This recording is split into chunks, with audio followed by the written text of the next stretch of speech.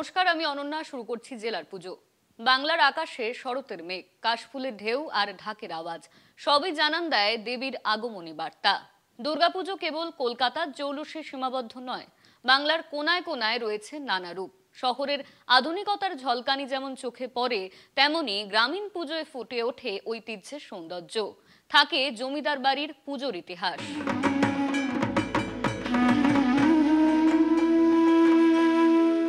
516 বছরের পুরনো দুর্গাপুজো, প্রাচীন রীতি মেনে আজও পুজো হয়ে আসছে জলপাইগুড়ির বৈকুণ্ঠপুর রাজপরিবারে।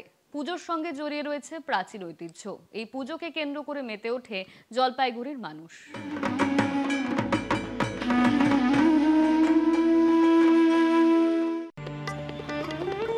রাজাও নেই, রাজ্যপাটও নেই, তবে রয়ে গিয়েছে প্রাচীন নিয়মগুলি। প্রাচীন সমস্ত রীতিনীতি মেনে পুজো হয়ে আসছে জলপাইগুড়ির বৈকুণ্ঠপুর রাজপরিবারে। এবারের দুর্গাপুজো 516তম বর্ষে পদার্পণ করল। 516 বছরের দুর্গাপুজোকে কেন্দ্র করে উৎসাহ উদ্দীপনা একেবারে তুঙ্গে।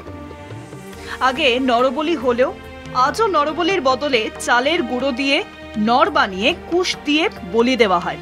রাজবাড়ির দুর্গাপুজোকে কেন্দ্র করে পুজো মণ্ডপে ভিড় জমাতে থাকেন দূর দূরান্ত থেকে আসা দর্শনার্থীরা। জলপাইগুড়ির বৈকুণ্ঠপুর রাজবাড়ির 5 শতাধিক বছরের প্রাচীন পুজোকে ঘিরে আজও শহরবাসীর আবেগ জড়িয়ে রয়েছে।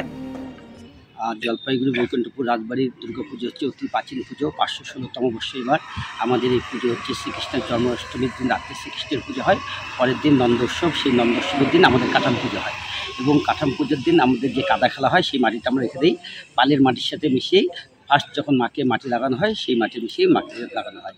এবং আমাদের এই পুজো হচ্ছে আপনার মহালয়ার দিন রাত্রে, এটা দুর্গাপূজারই অঙ্গ। রাত্রে কালী পুজো হয় এবং রাজপরিবারের লোকেরা তর্পণ করেন এবং মহালয়ার দিনই আমাদের মায়ের চক্ষুদান হয় এবং আমাদের যে নিত্য পূজিতা দুর্গা আছে তারও সেই চক্ষুদান হয়।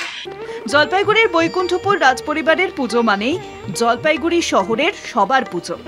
এই পুজোকে কেন্দ্র করে প্রচুর মানুষের ভিড় জমে, মেলাও বসে। এখনো প্রাচীন ঐতিহ্য মেনেই পুজো হয়।